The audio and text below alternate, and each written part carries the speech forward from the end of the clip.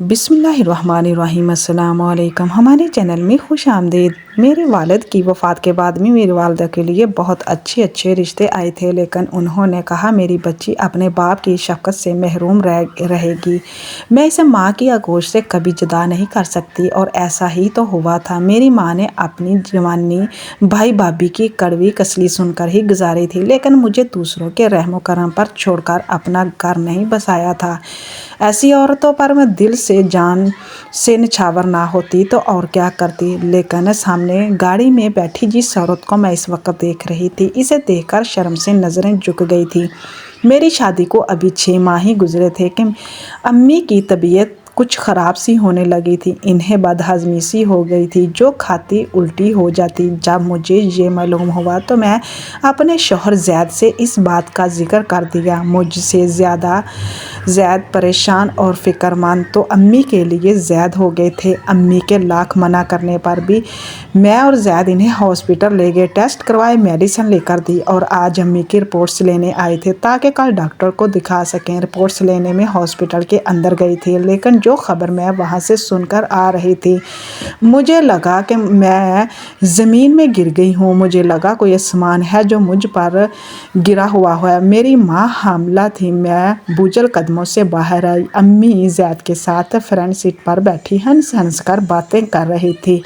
पहली बार मैंने अपनी वालदा के हुलिये पर गौर किया था। ब्लैक कलर के शिफॉन तंग और चुस्त लिबास, और बाजुओं को गोरा रंग और भी उजला उजला सा लग रहा था। बाल लेयर्स कटिंग में थे और खुले हुए भी थे। इससे 6 माह में मेरी माँ तो जैसे जवान सी हो गई थी। ना जाने किस बात पर वो हंसते हुए ज़ैद के कंधे पर सर रख दिया। ज़ैद भी हंस रहा था। मैं तो ये देखकर धुआं सी हो गई। मुझे याद आने लगा कि पहले तो मेरी वालदा कभी ऐसा लिबास नहीं पहनती थी, बिल्कुल सादा सी रहती थी, लेकिन अब तो मेरी शादी ज़ैद से मोहब्बत की हुई थी। वो हमारे ही मोहल्ले में रहता था, काफ़ी खुश शक्ल नौजवान था। मेरी वालदा कॉलेज में लेक्चरर थी। नाना की जायदाद से हमें सर छुपाने के लिए अपनी छत मिल गई थी। एक छोटा सा मकान था जो वारसे में मेरी वालदा को मिला था। बाकी अम्मी की कॉलेज से मिलने वाली तनख्वाह अच्छी थी। कॉलेज के बाद वो घर पे भी कॉलेज के बच्चों को ट्यूशन पढ़ाती थी। ज़ैद भी इनके पास ट्यूशन पढ़ने आता था। मेरी वालदा केमिस्ट्री की टीचर थी। ज़ैद इनसे वही पढ़ने आता था। मैं भी अम्मी से इसी वक्त पढ़ने बैठ जाती थी। ज़ैद मुझसे 2 क्लासेस सीनियर था। जब वो 12वीं जमात में था, इस वक्त मैं 10वीं जमात में पढ़ती थी। कुछ अरसे बाद ज़ैद ने ट्यूशन छोड़ दिया। वो मुझे पसंद करता था। इस बात का इजहार इसने मुझसे तब किया जब इसकी जॉब लग चुकी थी। मैं भी BASc कर चुकी थी। बज़ाहिर ज़ैद में कोई बुराई ना थी, लेकिन जब मैंने अम्मी से ज़ैद का जिक्र किया, इसकी ख्वाहिश बताई, तो मेरी माँ तो गुस्से से आग बगोला ही हो गई। जबकि मुझे ये लगा था कि अम्मी को तो बिल्कुल एतराज़ नहीं होगा, क्योंकि ज़ैद इनका पसंदीदा शागिर्द था। लेकिन मेरी वालदा कहने लगी कि वो मेरी शादी किसी कीमत पर भी ज़ैद से नहीं करेगी। मैंने इन्हें मनाने की बहुत कोशिश की, लेकिन अम्मी किसी बात पर राज़ी ना थी। मुझे इनकी ज़ैद के लिए मुखालफत समझ से बाहर थी, लेकिन जब मैंने खाना पीना तर्क कर दिया तो मजबूरन अम्मी मेरी शादी के लिए मान गई। मैं बहुत खुश थी। मैंने सोचा कि ये मेरी माँ की मोहब्बत ही थी कि मुझे भूखा देखकर ही इनका दिल बैठ गया। वो मेरे लिए हार मान गई। मेरी खुशियों की खातिर उन्होंने आज भी मुझको मुकाम दिया। ज़ैद तो मुझसे खुश थे, जैसे इनकी ज़िंदगी की बहुत बड़ी ख्वाहिश पूरी हो गई हो। कहने लगे, हम ना तुम नहीं जानती कि तुम्हें पाकर मैं कितना खुश हूँ, जैसे मुझे ज़िंदगी की सबसे खुशी मिल गई हो। हम दोनों ही एक दूसरे को पाकर बहुत खुश थे, लेकिन पहली बार मेरे होश उस वक़्त उड़े जब मैं गई तो ज़ैद मेरी वालदा के जब मैं मेके गई तो ज़ैद मेरी वालदा के गले लाकर मिले थे। मुझे एक झटका सा लगा था, भला ये कौन सा मिलने का तरीका था। लेकिन वो अम्मी से कहने लगे कि जैसे आप हमना की अम्मी है, मेरी भी वैसी है। बात तो सच ही थी। मुझे लगा शायद मैं ही बात को किसी और अंदाज में ले गई हूँ। ज़ैद इनके बेटे जैसा ही है, लेकिन मैं जब भी मेके जाती ज़ैद मुझसे कहते कि तुम्हारी और वालदा अकेली होती है और हमारे आने पर इतना एहतमाम करने में वक्त लग जाता है। ऐसा करो, हम ना खाना तुम बना लो या करो। मुझे भी ज़ैद की बात ठीक ही लगी थी, इसलिए मैं अम्मी के घर जाते ही किचन के काम में लग जाती और ज़ैद अम्मी के पास बैठकर बातें करता रहता। दोनों के हंसने की, बातें करने की आवाज़ मुझे किचन तक आती थी। मुझे हैरत इस बात पर हुई कि मेरी शादी से पहले तो मेरी वालदा ज़ैद से मेरी शादी के लिए किसी सूरत राज़ी ना थी, लेकिन मेरी शादी होते ही मेरी वालदा का रवैया ज़ैद से यकसर बदल सा गया था। वो ज़ैद को मुझ पर भी ज़्यादा फ़ौक़ियत देने लगी थी। ज़ैद के साथ वो यूँ बात करती थी जैसे वो इनकी सगी औलाद हो। फिर मैंने सोचा कि मेरी माँ का दिल कितना बड़ा है कि उन्होंने ना सिर्फ मेरी बात मानी है बल्कि दिल से ज़ैद को बेटे के तौर पर कबूल भी किया है। एक और अजीब बात जो मैं अपनी वालदा को करते देखा था वो ये कि अब जब भी मैं मेके जाती तो अम्मी ज़ैद को अपने कमरे में ले जाती थी। पहले तो वो लोग ड्राइंग रूम में बातें करते थे, लेकिन अब वो दोनों कमरे में होते थे। ज़ैद मुझे एक लंबी फरमाइशी लिस्ट बता देते कि तुम ये सब पका लो, तुम्हारी वालदा अकेली होती है, इनके लिए खाना बनाकर फ्रीज़ कर दो, वो कॉलेज से थकी हारी आती है, कहाँ किचन में पकाती रहेगी। मुझे ये जानकर खुशी होती थी कि ज़ैद मेरी वालदा से इतनी मोहब्बत करते हैं, इनका इतना एहसास करते हैं। मेरे दिल में ज़ैद की हमीयत और भी बढ़ गई थी।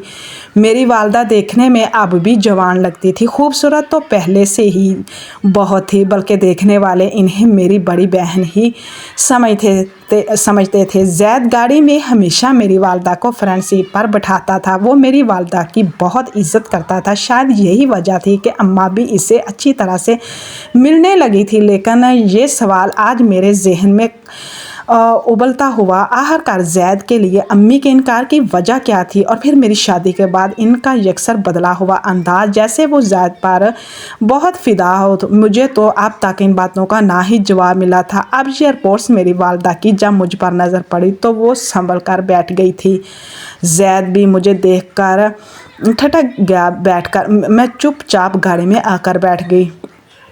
दो सवाल किए। अरे तो बुढ़िया ने अम्मी मुझसे अपनी रिपोर्ट का पूछने लगी। मैंने कहा सब ठीक है, आपको कोई बीमारी नहीं है। वो ज़ैद से कहने लगी, सुन लिया तुमने, कोई बीमारी नहीं है मुझे, लेकिन एक तुम हो कि मेरी खातर परेशान ही रहते हो। मेरी वालदा का वही दिल मुँह लेने वाला अंदाज़ था। आपसे मोहब्बत जो बहुत करता हूँ, इसीलिए आपकी फ़िक्र रहती है। ना जाने क्यों ये बात सुनकर मेरी बर्दाश्त ख़त्म हो गई। आंसू मेरी आँखों से ज़्यादा तो सब हमारे ज़्यादा नहीं करना चाहती। चलो ठीक है।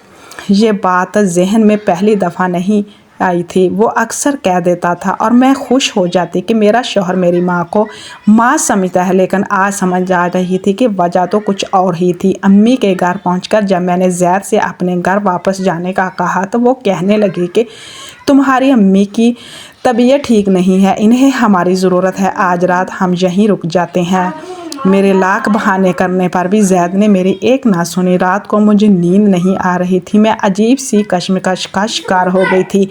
एक तरफ माँ थी और दूसरी तरफ महबूबा। कैसे इन दोनों ने मिलकर मुझे धोखा दिया था। रात के 3 बज गए थे, लेकिन मेरी आंखों से नींद गायब थी। मैं आंखें बंद किए लेटी रही जब अचानक से ज़ैद उठकर कमरे से बाहर चले गए। इस वक्त वो कहाँ गए थे मैं अच्छी तरह जानती थी। मैं भी उठकर कमरे से बाहर निकल गई। अम्मी के कमरे की लाइट जल रही थी। मैं इनके कमरे के पास चली गई तो सबसे पहले आवाज़ मुझे अम्मी की ही आई। वो ज़ैद से कह रही थी कि इतनी देर क्यों लगा दी तुमने, मैं कब से तुम्हारा इंतज़ार कर रही थी। ज़ैद हंसने लगा, कहने लगा, आपकी बेटी आज देर से सोई थी, अब इसमें मेरा क्या कसूर।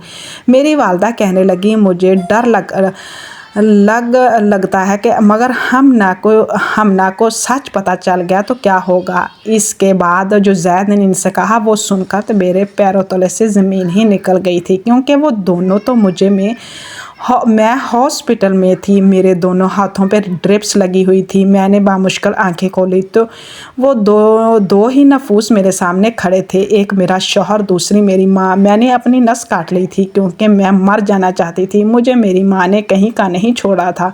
मुझे ऐसी राय पर लाकर खड़ा किया था जहाँ मौत ही मिले ज़्यादा बेहतर था। میں زید کی باتیں سن کر اپنے کمرے میں لوٹ آئی تھی۔ بیڈ پر بیٹھ کر میں رونے لگی تھی۔ میرے ساتھ ان دونوں نے ایسا کیوں کیا یہ میں نہیں جانتی تھی، لیکن میں یہ بھی نہیں چاہتی تھی کہ میں یہ سب دیکھنے کے لیے اور اس اذیت کو پل پل سہنے کے لیے زندہ رہوں۔ اسی لیے اپنی کانچ کی چوڑی توڑ کر میں نے اپنی نس کاٹ لی تھی، کیونکہ زید میری والدہ سے یہی کہہ رہے تھے کہ جس دن ہمنا کو پتہ چل گیا میں ہمنا کو طلاق دے دوں گا، لیکن میں آپ کو نہیں چھوڑ سکتا اس سے پہلے کہ مجھ پر ایک اور قیامت ٹوٹتی۔ میں نے قیامت کو گلے لگانا مناسب سمجھا تھا، لیکن شاید موت انسان کے اختیار میں نہیں ہوتی۔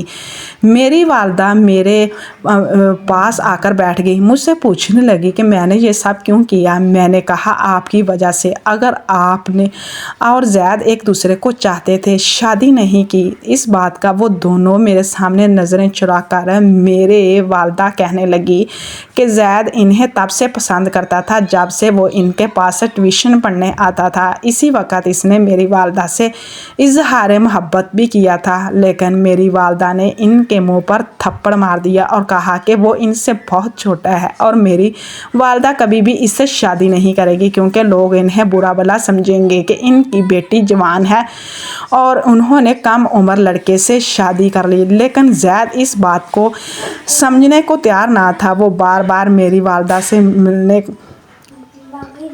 ملتا ان کے بغیر نہیں رہ سکتا تھا۔ میری والدہ نے ان سے ٹیوشن سے نکال دیا، اس سے رابطہ بھی ختم کر دیا، لیکن زید پیچھے ہٹنے کو تیار ہی نہیں تھا۔ اسی لیے اس نے مجھ سے پیار کا ناٹک رچایا۔ میری والدہ اس لیے میری شادی زید سے نہیں کرنا چاہتی تھی، کیونکہ وہ صرف میری والدہ تک پہنچنے کے لیے اپنی راہ ہموار کر رہا تھا، لیکن میری ضد پر وہ ہار مان گئی اور میری شادی کے بعد تو زید نے ان کی ایک نہ سنی اور قربتیں بڑھاتا چلا گیا۔ میری والدہ پہلے تو انکار کرتی رہی، لیکن اس کے بعد زید کی باتوں میں آنے لگی۔ اس کی محبت کا جواب محبت سے دینے لگی تھی۔ سارا سچ سن کر میں نے بس ایک سوال اپنی ماں سے کیا تھا، وہ مجھے یہ بتا دے کہ میرا کیا قصور تھا۔ بہرحال میں نے زید سے طلاق لے لی اور دارالمان میں چلی گئی، کیونکہ میں اب ان دونوں کے کسی کھیل کا حصہ نہیں بننا چاہتی تھی۔ لیکن اب بھی میں سوچتی ہوں کہ کاش میری ماں نے اسی وقت زید سے شادی کر لی ہوتی جب اس نے پہلی بار ان سے شادی کی خواہش کا اظہار کیا تھا، تو میرا ماں نامی ہستی پر سے اعتبار ختم نہ ہوتا۔ پلیز ہمارے چینل کو سبسکرائب کریں تاکہ آپ کو اچھی ویڈیو سننے کو ملے۔ اللہ حافظ۔